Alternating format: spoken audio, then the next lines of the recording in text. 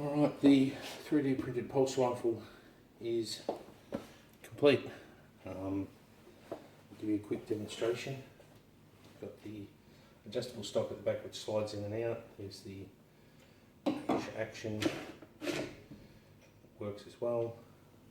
The shotgun pump at the front opens the breech, and then your magazine actually engages the counterboard, turns it on. So when you load your magazine, turns it on, you've got your counter,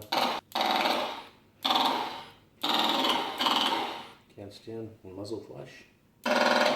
And you've got your shotgun section, which muzzle flash also.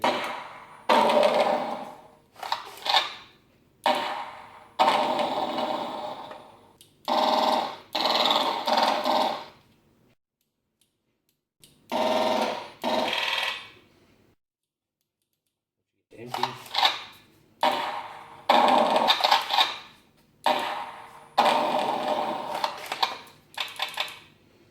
Zeroes out when you take the magazine out. Reload the magazine, you're ready to go again. So there you go. Right, 3D printed pulse rifle.